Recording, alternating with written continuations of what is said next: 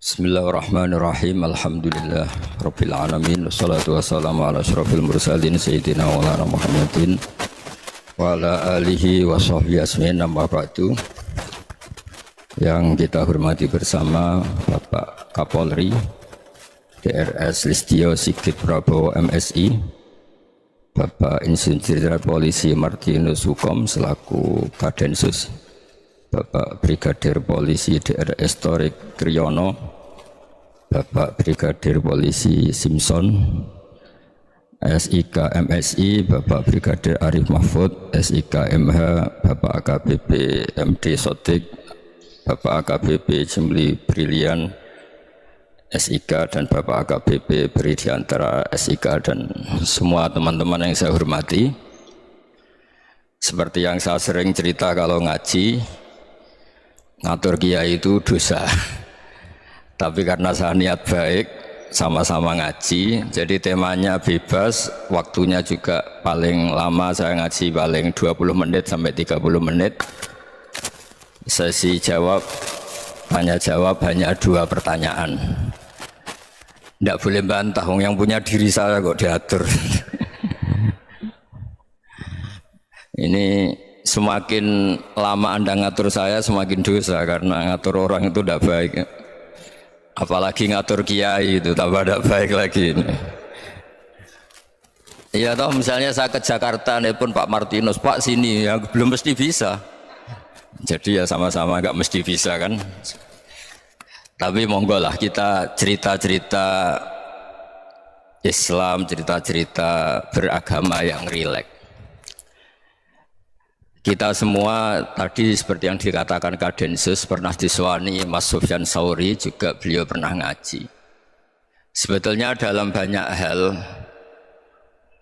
hal-hal yang keseharian itu lebih prinsip ketimbang ide kita tentang hal-hal besar. Saya beri contoh, Allah itu Tuhan yang Maha Kuasa, yang menguasai alam raya ini. Kadang-kadang menjelaskan dirinya itu hanya Alladzi at'amahum min ju'. Saya ini Tuhan yang memberi makan kamu saat Anda lapar, saat kalian lapar.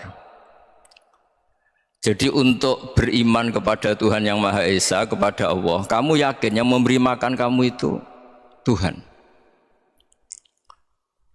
Apapun kecewanya Anda terhadap tetangga, terhadap negara, terhadap mertua, terhadap istri, itu kecewa Anda tidak akan mati. Tapi kalau tidak makan itu mati.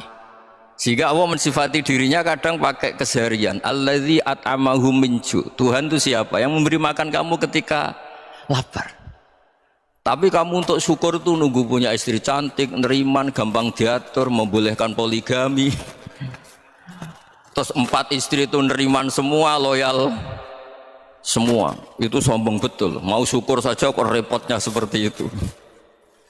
Jadi mau syukur ya ada makanan dimakan. Itu kalau ngantuk ya tidur. Ayatnya wa min ayatihi manamukum billaili wan nahar. Maksud ayat Allah itu tidur. Nah, keangkuhan-keangkuhan ini yang menjadikan kita itu jadi repot hidup. Wong untuk syukur kok nunggu tadi. Mertua baik, tetangga baik, istri baik. Apa saja di sekelilingnya harus baik. Nah, keinginan berlebihan ini menjadikan kita lupa ada hal-hal yang paling kita butuhkan, yaitu oksigen. Kita boleh nempat di buminya Allah. Alladzi ja'ala lakumul ardo firasya. Bumi kamu tempati enak. Coba kalau gempa. Apa artinya istri 4 cantik semua kalau pas digoyang apa? Gempa. Apa artinya kamu jabat? Entah apa saja jabatannya. Kalau bumi likuifaksi, habis kamu. Kiai meskipun dai kondang umatnya jutaan, kalau likuifaksi di panggung hancur. Tapi nikmat-nikmat yang disebut Allah seperti kaji keseharian, alladzi ja'ala lakumul ardo mahda. Allah itu yang menjadikan bumi dalulan, yang mudah diinjak. Famshu fi manakbiha, silahkan pak jalan-jalan. Jadi saya termasuk benar-benar kiai Jawa. Kalau kerennya kiai Nusantara atau kiai Indonesia lah. Diajari bapak saya Kiai Haji Nur Salim, diajari Mbah Maimun. Itu Islam itu keseharian.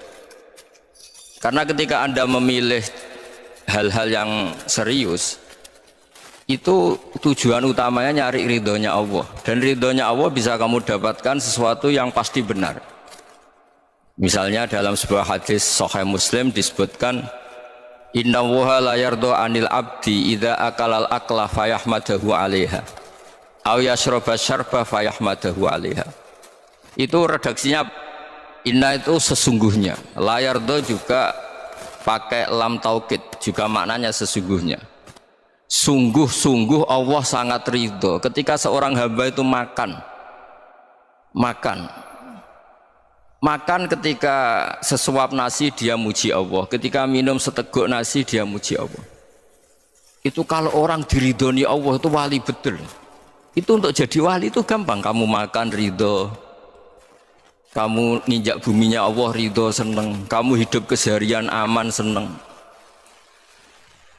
Nah ini supaya sampean kita semua ngaji betapa panduan Rasulullah untuk menggapai ridho Allah itu banyak yang keseharian sekali.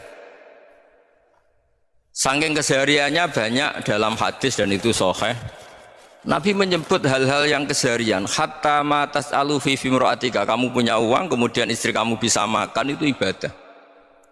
Bahkan sebagian ibadah itu dicontohkan Nabi yang akhirnya diprotes sahabat, yaitu wa fi buti ahadikum sedekah, kamu menggauli istri kamu itu ya sedekah. Sampai sahabat bilang, yang benar ya Rasulullah, ayati ahaduna syahwatahu wa huwa lahu ajrun, masa urusan biologis, urusan syahwat kemudian dia dapat pahala. Nabi menjawab, alaysa lawadhu'aha fi haramin akana alaihi wisrun, bagaimana kalau dia meletakkan ke yang tidak benar, itu kan dosa. Nah, hal-hal seperti ini yang saya ingin teman-teman semua, saya juga agak ingin ngaji demi Anda, juga agak ingin. Itu dosa sekali ngaji kok pesanan kelompok tertentu itu enggak boleh. Islam itu untuk semua, jadi ya cuma karena di depan saya jenengan ya seakan-akan jenengan korbannya. Itu ada ilmunya dalam usul fikih itu. Jadi orang itu harus ngaji usul fikih. Nama yang disebut, mungkin Mas Sufyan masih ingat zaman ngaji usul fikih, nama yang disebut itu tidak jaminan sebagai prioritas perintah. Jadi misalnya gini, kebetulan yang di depan Nabi itu Abu Dzar, Nabi ya bilang, ya Abu Dzarin ini uhibbuka misalnya, atau ya Mu'ad ini muhibbuka, atau ya Abu Hurairah ini uhibbuka misalnya. Banyaklah riwayat yang Nabi nyebut ya Abu Dzarin, ya Mu'ad, ya Abu Hurairah. Kemudian misalnya Nabi meneruskan khitab, ini uhibbuka, saya mencintai kamu, fakul dubur sholatin, atau sebagian riwayat disebut falatada'anna dubura kulli sholatin Allahumma inni ala dzikrika wa syukrika wa husni ibadatik. Saya mencintai kamu, siapa saja, Mu'ad bisa, Budzar bisa, siapa.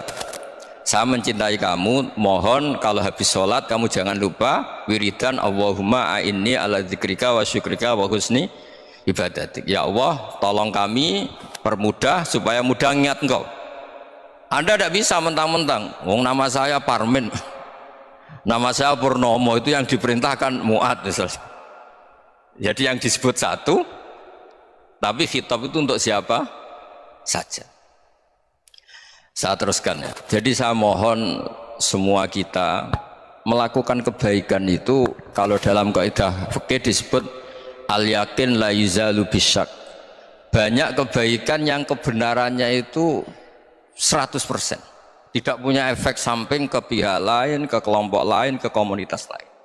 Itu tadi misalnya Anda makan dan itu murah sekali, hanya butuh satu piring, setiap kunyan kamu muji Allah, setiap minum kamu muji Allah. Itu redaksinya Rasulullah SAW disebut Allah sangat ridho ketika seorang hamba makan kemudian dia memuji Allah, atau minum kemudian dia muji Allah. Logikanya gampang, negara seperti ini yang kamu harapkan bentuknya kayak apa, mertua, ipar, komunitas, tetangga, itu nyata terjadi itu kan belum pasti. Sementara yang mesti terjadi adalah kamu butuh makan, kalau tidak mati, butuh minum, kalau tidak mati, butuh bumi yang nyaman ditempati, kalau tidak kita juga mati. Sebab itu Allah kalau menyebut nikmatnya itu hal-hal yang keseharian. Alladzi at'amahum min ju'. Allah itu siapa? Allah itu yang menciptakan kamu bisa makan, tidak berlebihan. Allah itu yang menciptakan kondisi sosial itu ideal. Zaman Nabi itu ya ada orang munafik, Orang-orang pilihan Allah itu juga diuji orang sekelilingnya yang macam-macam. Semua diuji sesuai konteks zaman dan waktu. Nah, tapi ada ibadah-ibadah yang selalu disarankan Nabi. Sampai Nabi itu pernah ditanya, ayul islami khairun ya Rasulullah, Islam terbaik itu gimana? Jawaban Nabi itu unik, it'amu to'am. Islam terbaik itu ya makan-makan, jangan santai-santai. Ketika Allah menyebut beberapa kebaikan, falak tahamal aqobah, wa ma adrokan apa? Mal aqobah. Terusannya apa? Fakku rokobah. Terusannya apa? Au it'amun fiyaumin di masubah. Ya itu acara makan-makan itu juga Islam. Kenapa? Ya bayangkan kalau tidak ada makanan, kita mati kan?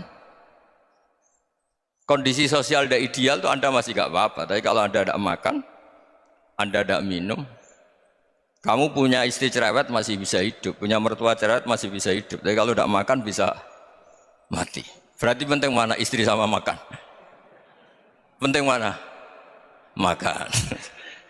Semoga istri Anda dengar, nanti kamu disuruh makan tapi pulang deh. Itu kalau dibahasakan makan masih memahami. Penting mana nasi satu piring dengan istri. Nggak ada nasi mati, nggak ada istri belum mati. Penting mana?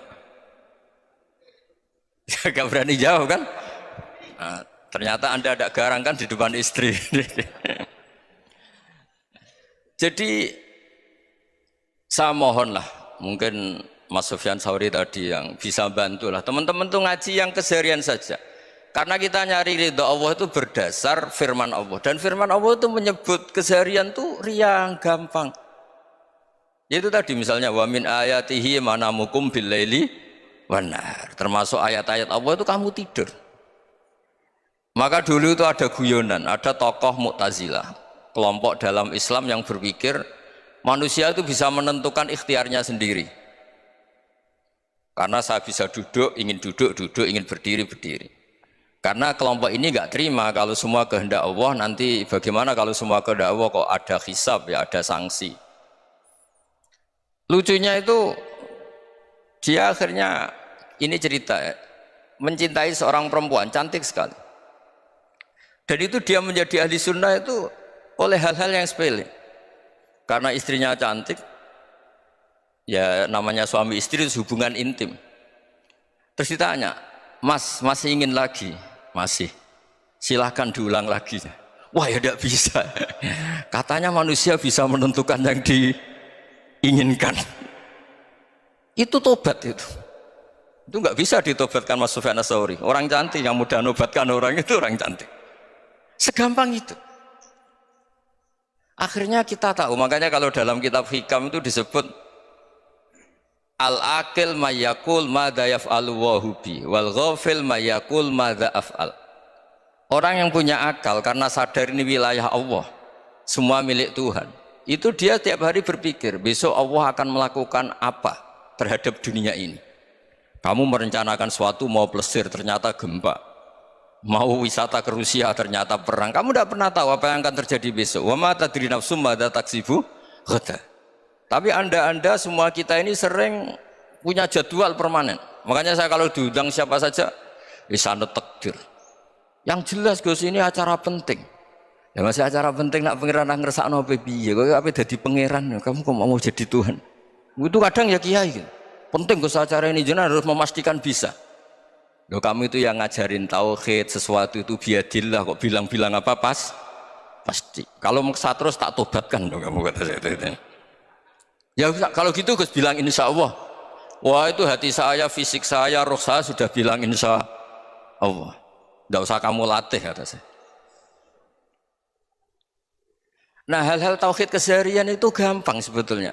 Wal ghafil yaqulu madza af'al. Tapi orang yang lupa Allah dia setiap hari bilang besok apa? Kita bisa melakukan apa? Seakan-akan dia itu aktor, dia penting, dia subjek permanen, dia. Padahal kita ini hanya objek kehendak Allah Subhanahu wa taala. Karena kita yakin sesuatu yang terjadi di alam raya ini kita tidak bisa apa-apa. Makanya saya sering ngaji, sering bilang saya. Ketika Anda mensifati Allah, dia yang menghidupkan. Sudah itu tanamkan, sehingga ketika kita mati, santai saja. Kenapa santai? Allah punya cara menghidupkan kita. Zaman kita hidup juga gak tahu caranya ngelola jantung, ngelola paru-paru. Kamu juga gak tahu ngelola oksigen yang tidak beracun, tidak ngandung polusi. Tahu-tahu hidup. Gak ingin tua ya tahu-tahu tua, gak ingin mati tahu-tahu mati. Selama ini kita hidup juga gak tahu apa sebetulnya. Hanya gaya tok, punya jadwal, punya planning. Kalau kamu bisa menentukan pilihan Anda, pasti Anda istrinya cantik, 4 neriman semua, kona'ah semua. Nyatanya enggak kan? Sudah 1 jelek, cerewet. Wah itu kan, nyatanya enggak bisa apa-apa Anda kan? Dan kamu bawa mati lagi. Itu kan, istri Anda juga gitu, punya keinginan, punya suami yang ganteng, yang jabat, yang neriman, yang enggak poligami. Ya enggak kesampaian juga. Kalau kita ngitung tingkat kegagalan kita itu gagal terus. Ya kan? Nah, terus ingat Allah, madza yaf'alu wa bi. Orang yang punya akal selalu berpikir Allah itu menghendaki apa terhadap saya. Loh, sama-sama orang itu. Melihat orang yang serius, itu kata Anda itu pemikir berat, serius. Senang punya tokoh yang merengut karena kamu anggap serius. Tapi sebagian orang anggap orang yang serius itu wong merengut, wong masam, wong muka kok ditekuk. Jadi sama itu hati ya muqallibal qulub tsabit qalbi ala dini, karena kita enggak tahu cara berpikir kita tentang orang lain, tentang sekeliling kita. Misalnya kita orang baik yang jenis ngrumat fakir miskin, ada orang bangun masjid mewah itu janggal. Apa artinya masjid mewah kalau banyak orang kelaparan?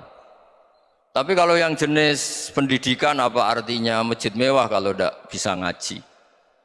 Nanti yang jenis infrastruktur, apa artinya ini kalau semuanya punya sudut pandang yang berbeda-beda. Dan Islam mengapresiasi semua kebaikan. Tapi katakan semua kebaikan itu adalah kehendak Allah Subhanahu wa taala. Karena apapun baik Anda itu pakai fasilitas yang diberikan oleh Allah Subhanahu wa taala. Sehingga ini yang disebut qulillah tsumma dzarhum fi khawdihim yal'abun. Ya kembali tadi ke tema-tema bahwa keseharian Anda ini sudah Islami. Saat Anda tidak bisa melakukan apa saja. Saya sering ada jenazah, biasanya kalau tetangga meninggal saya sering disuruh ngelepas. Saya bilang orang ini baik karena sering ngelamun di rumah, sering nganggur di rumah. Ditanya sama anaknya, kenapa Gus nganggur baik? Ya kalau dia nganggur artinya juga agak berbuat sesuatu yang maksiat kan? Ya kan, orang nganggur di rumahnya ya tidak bunuh orang, tidak maling, tidak korupsi, ya namanya nganggur di rumah. Lah cuma istri cara pandang nganggur gak menghasilkan uang gitu. Tapi juga gak menghasilkan kriminal kan.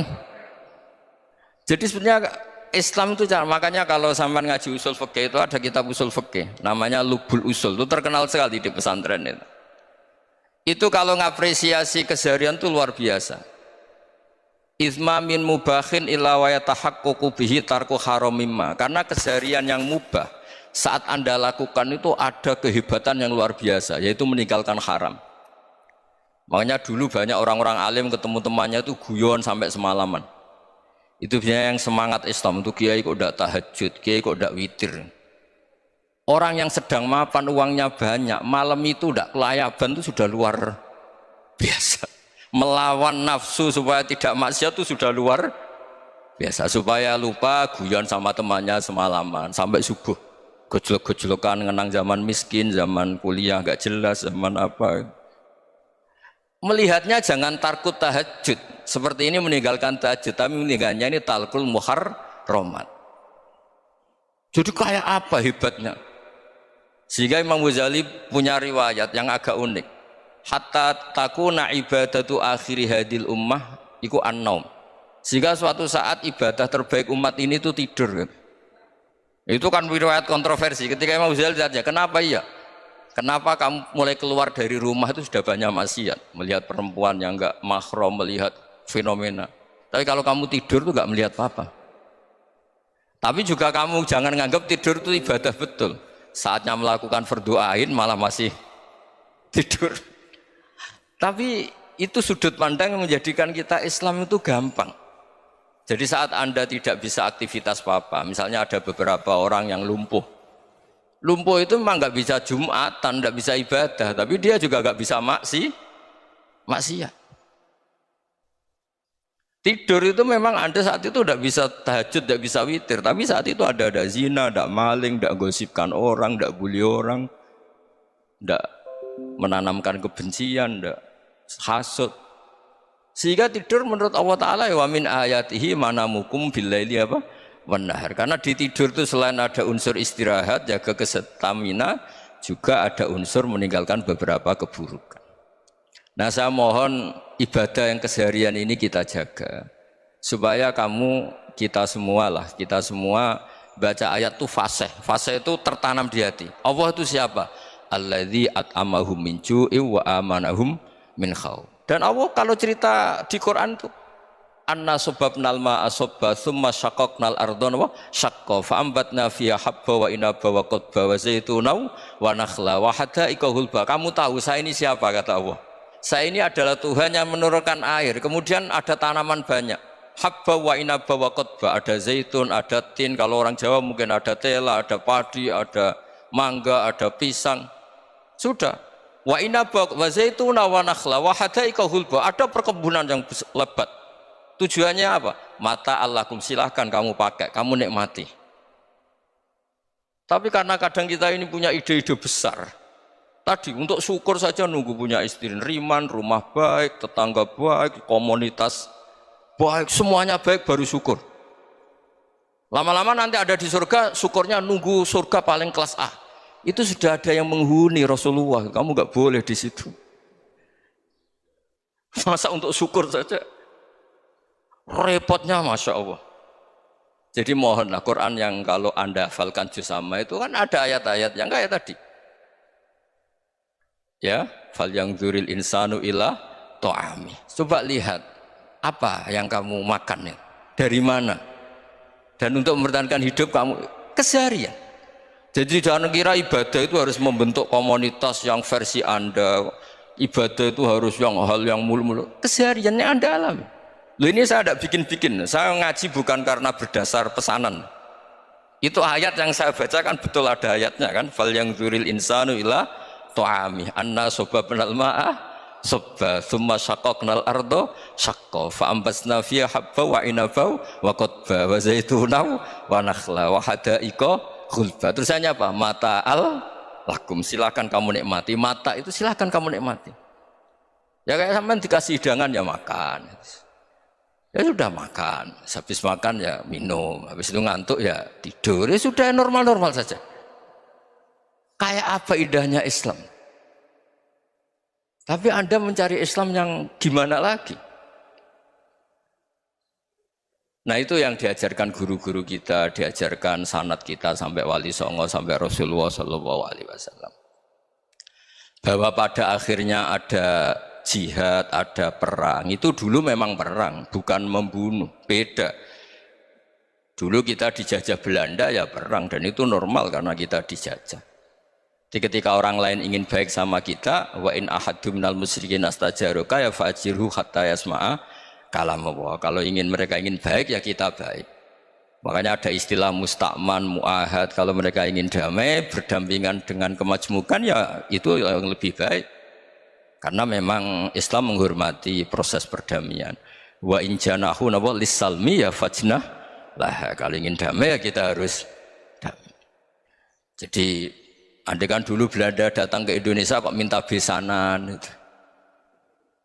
Ya mungkin kita juga seneng karena memperbaiki hidung kan kalau minta besanan gitu. Nah tapi wong jajah dulu itu kan masalah kan? Apa? Masalah kan? Jadi saya mohon jadi apa? Makanya saya tadi minta sama Bapak Kadensus kemarin juga pernah main ke saya. Jangan sering ketemu, saya ini sudah uzlah, saya ini sudah mau daftar jadi resi. Saya itu kemarin di Muktamar juga agak datang, acara di Jogja juga sudah. Karena memang keluarga saya dulu itu mbah saya, bapaknya bapak saya itu gak keluar rumah itu puluhan tahun, memang punya adat uzlah. Ya makanya ngaji saya ngaji aja yang gampang-gampang aja, yang nggak orderan, yang nggak pesenan ngaji aja dulu yang gampang. Saya ikhlas, yakin betul saya ikhlas. Ikhlas itu menurut saya itu roh. Orang tidak ikhlas menurut saya itu orang aneh. Ikhlas itu gampang, sudah saya bilang. Kalau kamu yakin ilmu itu milik Allah, ngasihkan juga ikhlas itu milik Allah. Apa sih yang kamu punyai sehingga kamu tidak ikhlas? Uang milik Allah, energi kita milik Allah, bumi milik Allah. Kemudian kamu merasa memiliki. Merasa memiliki itu kalau dalam ilmu tasawuf sudah kesalahan kan. Bagaimana Anda punya? Coba tahu-tahu tanah itu kok milik Anda. Karena saya beli, saya beli dari orang, dari Zaid. Padahal yang asli punya itu Allah. Apa benar kamu pernah beli sama Allah? Zaid ini pemilik nisbi, pemilik yang enggak sebenarnya kan? Ya enggak? Yang benar-benar pemilik itu Allah. Kok kamu ngerasa itu bumi kamu itu atas nama apa tuh? Milik kan harus beli atau dikasih. Tidak semua kan? Nah, makanya terus famshu fi manakibiha, dan Allah menyebutnya, sudah saya ini yang menciptakan bumi. Waladzi ja'ala lakumul arda dhalulan. Dan Allah menyebutnya sederhana, famshu fi manakibiha, silakan jalan-jalan. Terusannya apa? Wa kulu mirizki, silahkan makan-makan. Jadi Islam itu ya makanya kiai-kiai itu ada acara makan, sampai ada guyonan fikuli makanin makan di setiap tempat ya makan. Nggih ngoten guys, pokoknya sing gampang-gampang mawon nggih. Nggih Mas Sufyan nggih sing gampang-gampang mawon nggih. Assalamualaikum warahmatullahi wabarakatuh.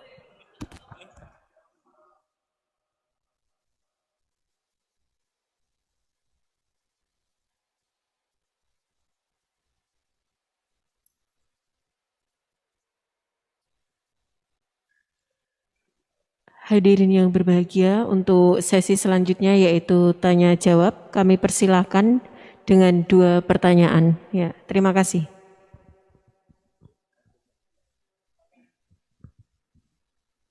Mohon sebelum mengajukan pertanyaan untuk menyebutkan nama dan asal. Terima kasih.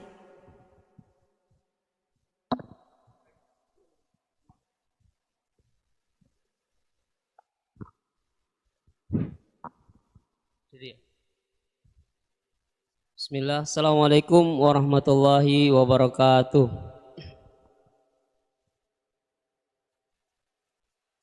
Yang saya hormati Bapak yang ada di depan, terutama Pak Kiai Gus Baha. Perkenalkan, nama saya Imran, asal dari Poso, Sulawesi Tengah.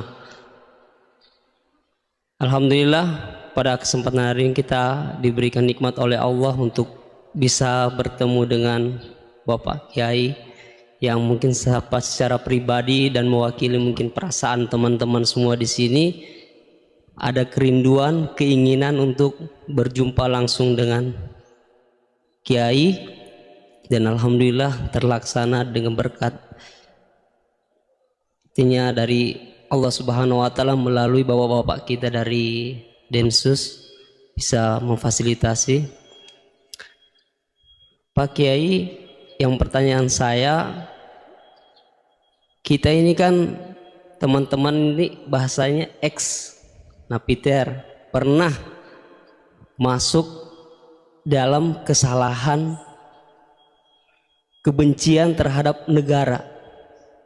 Bahkan di antara kita ini ingin membentuk negara sendiri, ya kan? Apalagi kami dari Poso, terutama MIT, Mujahidin Indonesia Timur, itu pengen bentuk komunitas bahkan negara di Poso, gitu loh. Artinya ada kebencian-kebencian. Nah, bagaimana?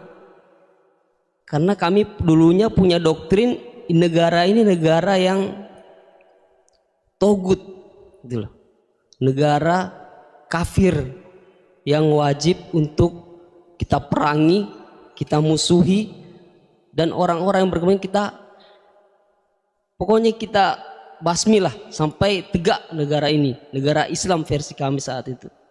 Nah, mungkin ada pesan atau ujangan nasihat untuk kami ini untuk semakin kuat, ataupun ada kisah-kisah ataupun ayat-ayat yang menjelaskan bagaimana kita itu harus sungguh-sungguh mencintai negara kita yang kita cintai ini. Kemudian yang kedua, Pak Kiai, terkait masalah ihsan. ini seperti apa, karena mahwal Islam, mahwal iman. Nah ihsan ini kita mungkin yang belum terlalu kami pahami, apa itu ihsan yang kata Nabi anta'budullaha ka'annaka tarahu fa illam takun tarahu fa innahu yarak. Mungkin ada penjelasannya Pak Kiai, Gus. Mungkin hanya ini yang dapat saya sampaikan. Assalamualaikum warahmatullahi wabarakatuh.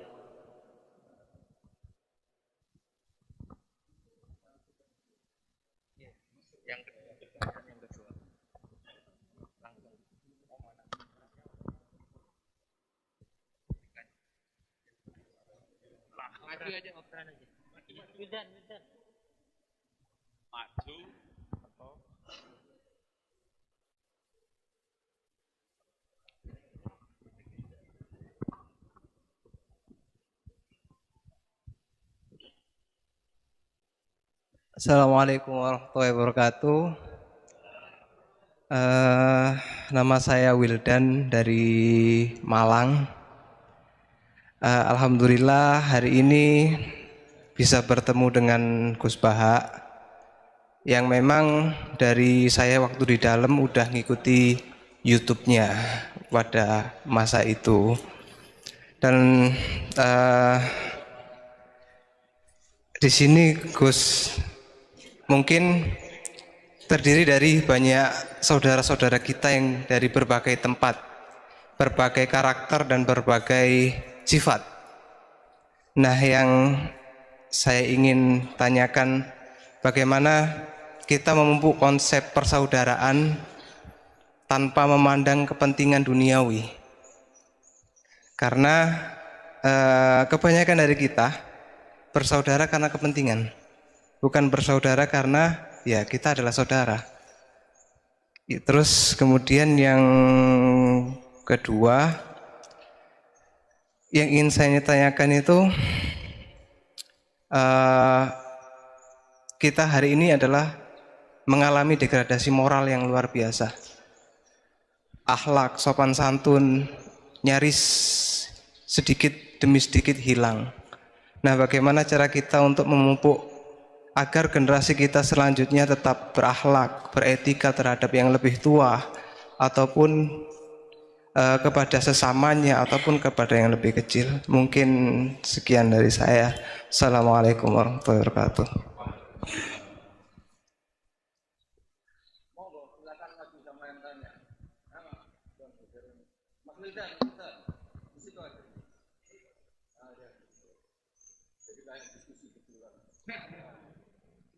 Tadi siapa dari Sulawesi namanya? Pernah ngaji. Pernah ngaji. Mas Wildan pernah ngaji. Tadi apa? Al-ihsan anta bidawaha ka'annaka. Coba diulang lagi. Al-ihsan anta Allaha ka'annaka tarahu fa illam takun tarahu fa innahu yaraka. Oh ya bagus, masih bisa dibenarkan. Ya bagus, masih ingat. Namanya siapa tadi? Imran. Ya. Memang orang sana kalau baca Imran apa Imron gitu. Dari sana Bugis Imran, jadi orang sana nggak pakai ro. Kalau orang ngerok jadi pakai ra. Kalau ainnya? Ain pakai ain. Berarti apa? Imron gitu. Ya kalau sana tulisan KTP Imran. Apa bacanya orang-orang Sulawesi? Apa? Imran. Bismillahirrahmanirrahim. Ya yang rileks saja ya. Saya pernah ketemu orang yang pakaiannya itu ndak, mungkin kalau orang syariat bilang ndak syar'i lah, pakai pakaian yang tidak syar'i. Tapi dia muslimah, dia ke masjid. Saya ditanya sama seseorang, Gus kok sama orang gitu mau bertemu gitu. Karena terus saya bilang, kenapa? Dia pakaiannya ada Islami gitu. Oke, dia tidak pakaian Islam itu nyata, tapi dia ke masjid itu Islam, ya tetap sholat itu Islam. Ketika dia ingin sholat dan tetap sholatnya pakai takbir, pakai rukuk, pakai sujud itu Islami. Wong setelah di masjid ya pakai mukena, pakai.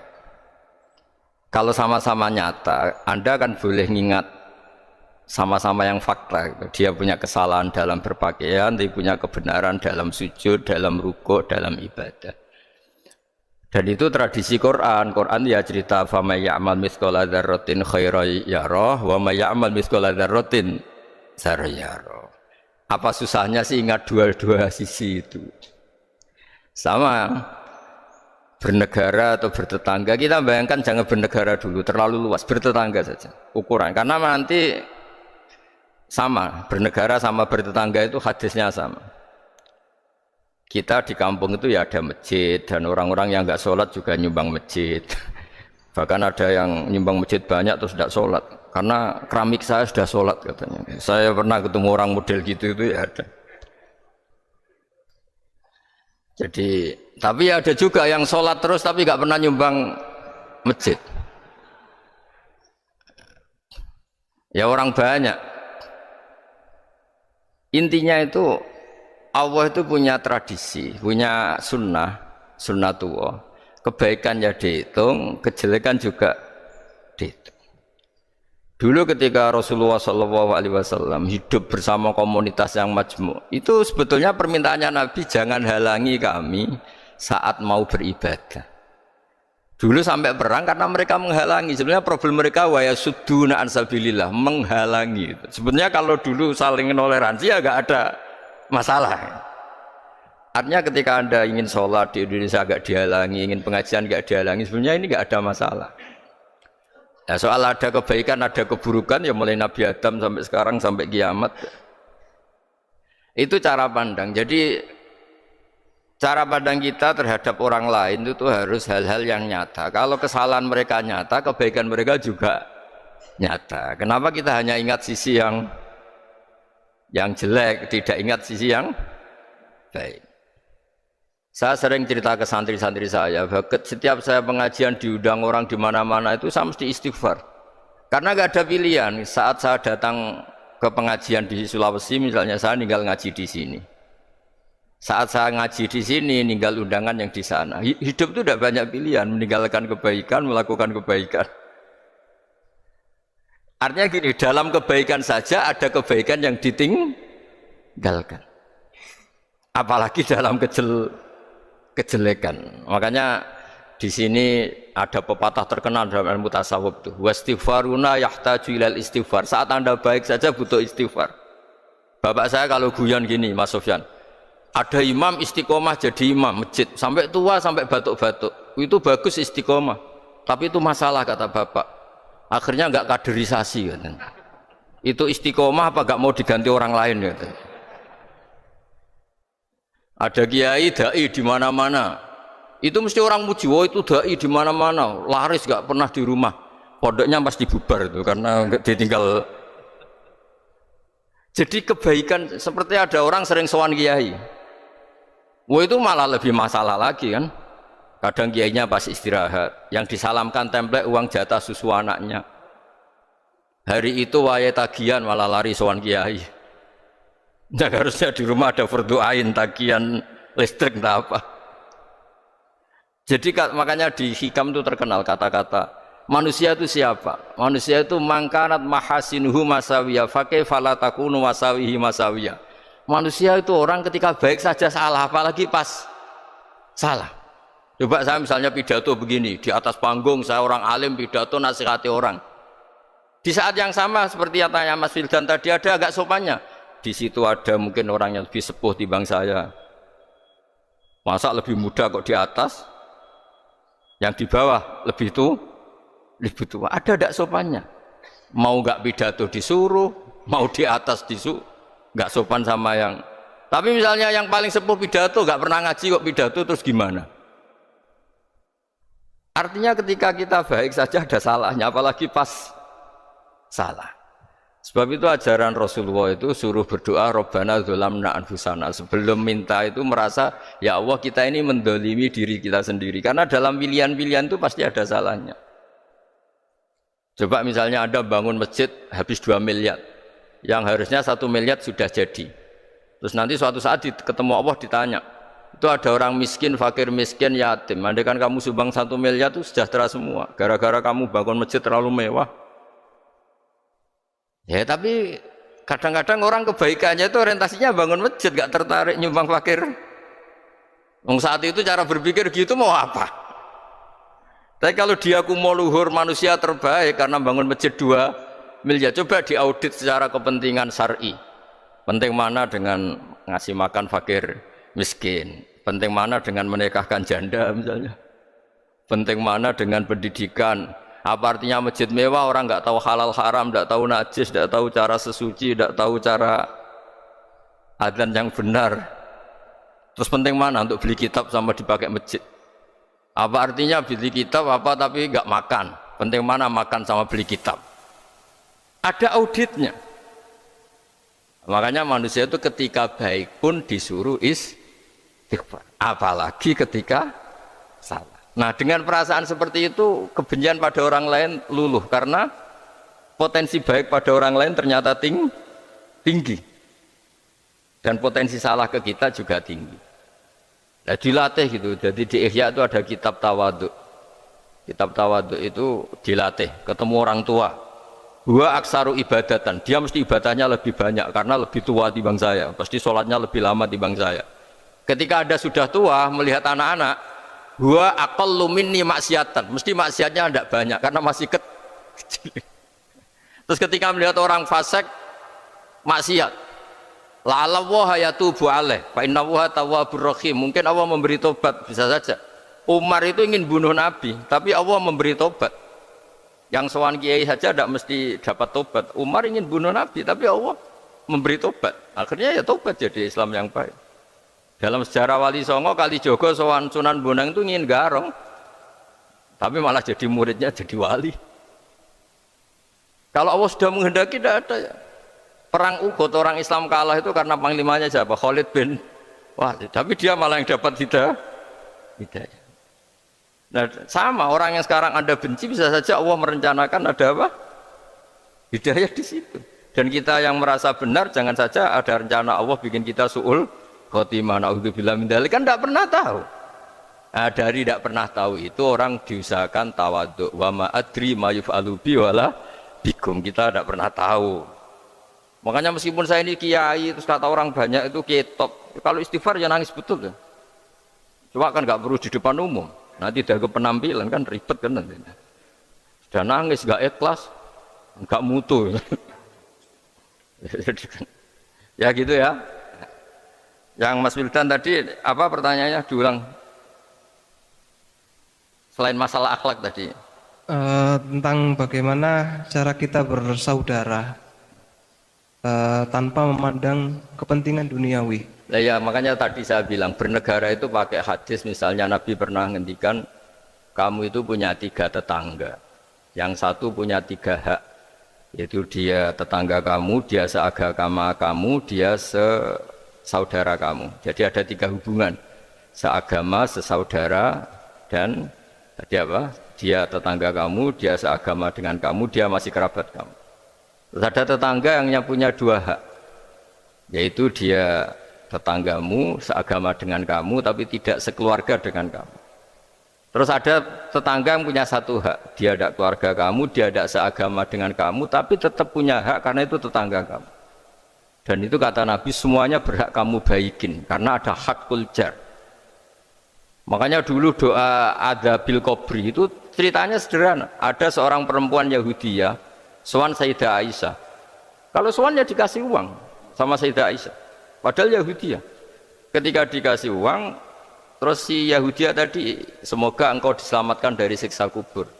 Zaman itu Sayyidah Aisyah belum dengar hadis tentang siksa kubur.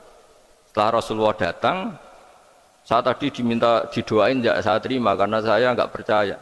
Terus Nabi ngendikan itu benar adanya siksa kubur. Ketika komunitas Yahudi di Madinah itu puasa Asyura, Nabi coba tanyakan mereka, kenapa puasa Asyura? Padahal orang Yahudi. Oh, terus setelah ditanya, yaumun najjawahu fihi Musa, itu hari di mana Allah menyelamatkan Nabi Musa, kata orang Yahudi. Terus kata Rasulullah, nahnu ahaqqu bi Musa, saya juga berhak menghormati Musa. Kemudian Nabi puasa. Suatu saat lagi ada orang Yahudi datang, ya Rasulullah, ya Muhammad, manggilnya ya Abul Qasim karena orang Yahudi, ya Abul Qasim, nanti nasib langit bumi ini di mana? Manusia yang sudah mati-mati di mana ketika bumi dihancurkan? Mayat-mayat yang sudah di kuburan di mana? Terus orang Yahudi tadi bilang, Inna woha wadu as-samawati ala dzih wal arodina ala dzih. Soalnya Allah itu bisa saja mengelola langit bumi yang sudah hancur gini-gini. Nabi itu tertawa-tawa. Dalam sebuah riwayat disebut hatta badat nawajidu. Tertawanya Nabi itu lepas sampai giginya kelihatan. Kata rawinya tasdikon liqaulil khabri, karena Nabi membenarkan orang Yahudi tadi. Jadi intinya dalam banyak hal itu ya dicari kesamaan. Makanya kalau interaksi dengan kelompok lain kata Nabi la tusaddiquhum wa la tukadibuhum. Kamu jangan mengiyakan juga jangan menolak. Kamu tolak jangan-jangan pas yang sama dengan ajaran kita. Kamu benarkan jangan-jangan yang tidak sama. Ya sudah, kalau nggak sependapat ya jangan ngambil sikap. Nah, itu juga yang dipraktekkan Rasulullah SAW. Nabi yaqumu lailatan yuraddidu hadil ayat. Nabi pernah sholat 1 rakaat hanya ngulang 1 ayat. Itu aja agak selesai. Yaitu ngulang-ngulang ayat. Fa'aqulu kama qalal abdus sholeh in tu'adzibhum fa innahum ibaduk wa in taghfir lahum fa innaka antal azizul hakim. Pun Gusti kula nyerah. Semua ini hamba jenengan, monggo jenengan napakno sing duwe jenengan. Intinya itu ini wilayah jenengan, tidak wilayah saya. Nah kadang-kadang kita sebagai manusia itu jumawa seakan-akan itu wilayah kita. Kita nyiksa terserah kita, mengampuni ya terserah kita. Padahal tidak milik kita. Dunia ini milik Allah Subhanahu wa Ta'ala. Makanya yang terakhir saya ijazahkan ijazah bapak. Bapak saya itu orang hafal Quran, alim tapi lucu, senengannya guyon. Kalau ngajarkan saya tauhid, tasawuf itu gampang. Hak, kamu punya tetangga, punya Innova. Terus kamu berpikir, kamu miskin berpikir, itu pajaknya aja berapa? Kalau apa itu hanya sudah halus, itu gantinya kayak apa? Kalau rusak kayak apa? Terus kata bapak, mau melok duwe kok mikir, udah ikut punya kok mikir. Terus coba kamu nggak ikut punya Alphard. Terus saya mikir, wah itu pajaknya berapa Pak Martinus, bisa dipakai beli motor kan, pajaknya apa? Alphard ini. Oh enggak ikut punya kok. Nah, dunia itu rawekmu, mbok pikirlah apa ono sing duwe. Maksudnya dunia itu milik Allah, apa kamu pikir itu milik yang punya itu. Nah, itu yang dimaksud dalam ilmu tasawuf, da'it tadbir fama qoma bi ghairuk la tuqim bihi nafsak. Sudah kamu enggak usah ikut campur, itu wilayahnya Allah katanya, karena wong nggak ikut punya kok ikut mikir. Anda benci orang, benci sekali karena dia tauhid misalnya. Jangan-jangan Allah punya rencana memberi hidayah dia, atau Allah punya rencana dari dia keluar orang-orang Islam yang soleh. Makanya ketika malakul jibal, ya Rasulullah saya disuruh Allah, terserah engkau. In syi'ta an udbiko alaihim al-akhshaban. Kalau engkau mau orang-orang yang mendustakan kamu saya hancurkan. Apa jawabannya Nabi? La, jangan. Bal arju ayyukhrijawah min aslabihim ma ya'budu wa la yusyriku bihi syai'an. Itu di Bukhari. Enggak, bisa saja sekarang dia kafir, anak turunnya jadi Islam. Dan betul, Abu Jahal punya anak Ikrimah, Abu Lahab punya anak Darro, Walid itu musuh besarnya Nabi, punya anak Khalid. Ya sudahlah, kita selalu berharap bahwa ini wilayahnya Allah. Sudah kita berharap. Agama ini bagi yang selalu punya harapan, dimangkan yarjuwoha, orang yang selalu punya harapan. Kita berharap tambah hari tambah baik, tambah damai, tambah kondusif, tambah segalanya baik. Dan saya seperti ini juga ingin ikhlas dan akan selalu ikhlas. Ya saya sering bilang kalau pejabat mau sini itu sering tak ngel-ngel. Saya ini sudah ingin Indonesia itu baik itu tanpa diminta. Kalau diminta itu malah seakan-akan saya belum melakukan. Sudah saya lakukan kok baru diminta. Karena ini wilayah kita semua, artinya ingin baik itu keinginan kita semua. Status kita. Kata Sayyid Zabidi dalam kitab Ithaf, keinginan baik itu syakhsiyatuk wa hakikatuk. Itu kamu sekali. Manusia itu kan kata Allah Ta'ala, saya pertama menciptakan manusia itu khunafa, orang yang berkeinginan baik. Baru digoda setan terus macam-macam. Jadi keinginan baik itu hakikatuk wa syakhsiyatuk. Itu kamu sekali. Ingin baik itu kamu sekali. Itu status kamu kan. Makanya orang preman kayak apa, mabuk kayak apa, ada orang kecelakaan, pikiran pertama itu nolong, itu yang normal. Soal ada kasus, pikiran pertama ngambil HP-nya itu 00, sekian persen. Jadi pikiran pertama mesti nolong itu, karena itu syakhsiyatuk wa hakikatuk. Ya, ngoten mugi-mugi barokah sedanten. Assalamualaikum warahmatullahi wabarakatuh.